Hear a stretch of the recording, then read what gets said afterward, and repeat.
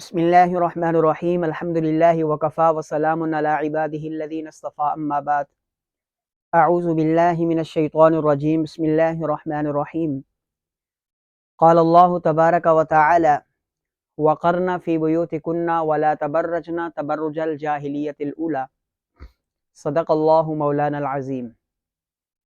اللہ تعالیٰ قرآن مجید کے اندر سورہ احزاب کی آیت نمبر 33 کے اندر فرماتے ہیں کہ وقرنا فی بیوتکن، اور اپنے گھروں کے اندر قرار پکڑو، اپنے گھر کے اندر سکون سے رہو، ولا تبرجنا تبرج الجاہلیت الاولی، اور پہلے زمانہ جاہلیت کی طرح سج دھج کر نہ دکھاتی پھرو۔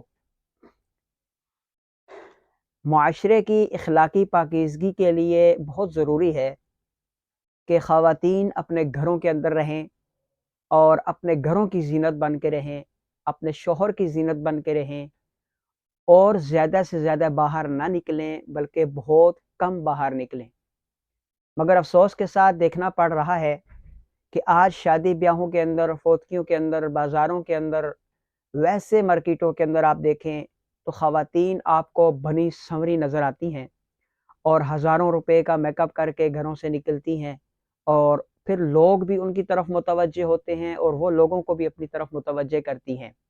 ان کی نیت اور ارادے میں اگر نہ بھی ہو کہ لوگ ہمیں دیکھیں، پھر بھی جو وہ گھروں سے وہ زیب و زینت کا سامان کر کے جاتی ہیں، لوگ ان کی طرف دیکھتے ہیں، لوگ ان کی طرف متوجہ ہو ہی جاتے ہیں۔ تو یہ ساری چیزیں جو تھی یہ زمانہ جاہلیت میں تھی۔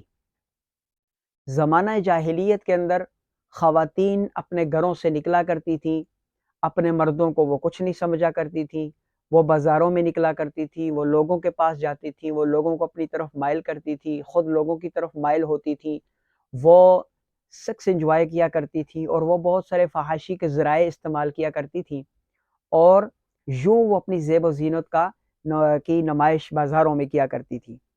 آج پھر وہ دور ہے کہ خواتین اسی نہج پہ آ کے کھڑی ہو گئی ہیں۔ آپ گھروں کے اندر دیکھیں، خواتین کے کپڑے پراگندہ حالت ہیں، شوہر ان کی طرف متوجہ نہیں ہوتے، وہ شوہروں کے لیے بنسور کر بیٹھتی نہیں ہیں، اور جب وہ باہر نکلنے کے لیے جاتی ہیں تو ان کے اپنے ہی شوہر دیکھ کر ان کو حیران ہو جاتے ہیں کہ یہ کیا ہے۔ اب آیت کریمہ کے اندر ایک لفظ آیا ہے قرنا، اس کا کیا معنی ہے؟ لفظ قرنا کا یہ امر کا صیغہ ہے، اور اس کا معنی ہوتا ہے قرار سے رہو، سکون سے رہو، اطمینان سے رہو۔ یعنی خواتین کو یہ حکم ہے وہ گھروں کے اندر اطمینان سے رہیں، سکون سے رہیں، باہر کے جتنے کام ہیں وہ مرد حضرات کو کرنے دیں، اور اگر کہیں مجبوری کے تحت نکلنا پڑ جائے تو وہ زیب و زینت کر کے نہ نکلیں، وہ سج دھج کر نہ نکلیں، بلکہ وہ اپنے آپ کو ڈھانپ کر نکلیں۔ اب عورت کو ہی ڈھانپنے کا حکم کیوں ہے؟ اللہ تعالیٰ کے ہاں ایک عورت ہے اور ایک مرد ہے، مرد کی اتنی عزت اور وقار نہیں ہے جتنا عورت کا ہے۔ عورت کو اللہ نے بنایا ہی چھپائے جانے والی چیز ہے۔ عورت کو اللہ تعالیٰ نے مرد کی زیب و زینت کے لیے ایک اس کے ساتھی بنایا ہے، ایک اس کا ہم سفر بنایا ہے، اور عورت کو اللہ تعالیٰ نے بہت بڑا اور بہت عظیم مقام عطا فرمایا ہے۔ کبھی یہ ماں کے روپ میں ہے تو جنت جیسی عظیم جگہ، عظیم نعمت اس کے قدموں میں رکھ دی ہے۔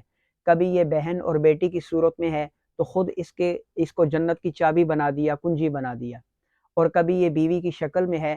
اگر آپ کے پاس نیک بیوی ہے تو یقین جانے یہ نیک بیوی خود جنت کا منظر پیش کر رہی ہے۔ تو یہ عورت کو بہت بڑا مقام عطا کیا۔ جس چیز کی قدر، جس چیز کی اہمیت، جس چیز کی وقت، جس چیز کا مقام آپ کے نزدیک زیادہ ہوگا، آپ اس کو چھپا کر رکھیں گے، آپ اس کی نمائش بازاروں میں نہیں کریں گے، آپ اس کی نمائش لوگوں میں نہیں کریں گے، خطرہ پڑ جائے گا۔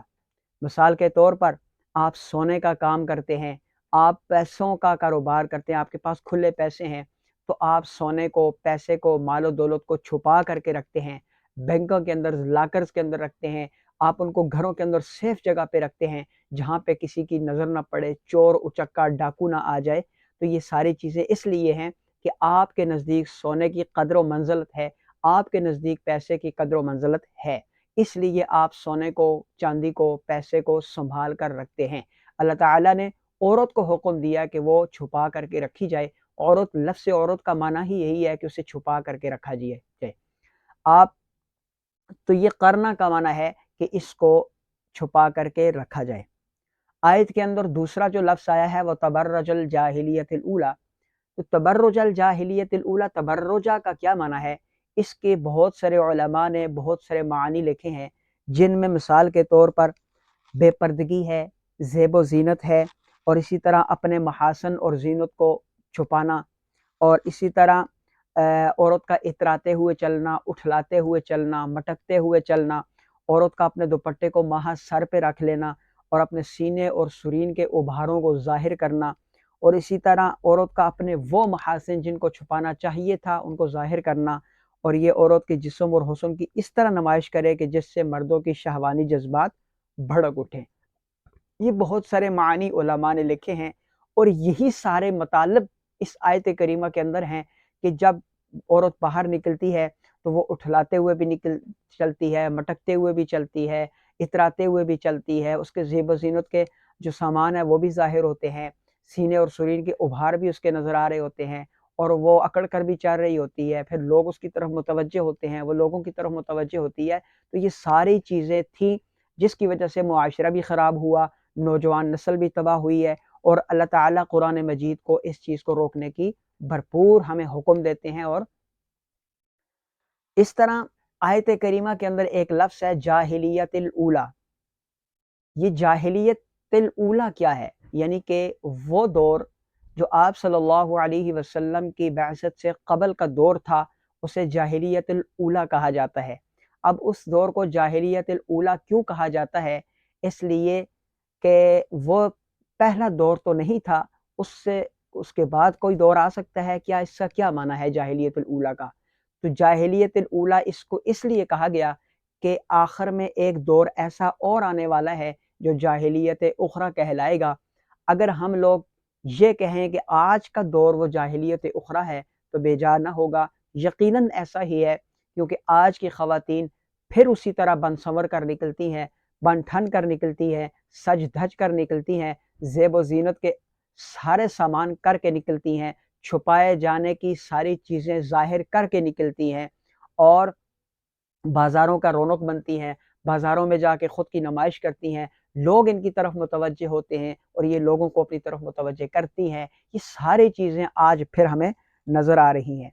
इसलिए ज़रूरत इस बात की है कि आज फिर हम वक़रना फ़ी बुयूतिकुन्ना वला तबर्रजना तबर्रुजल जाहिलियतिल ऊला के ऊपर अमल पैरा हो जाएँ। अल्लाह ताला मुझे भी आपको भी अमल करने की तौफ़ीक अता फ़रमाए।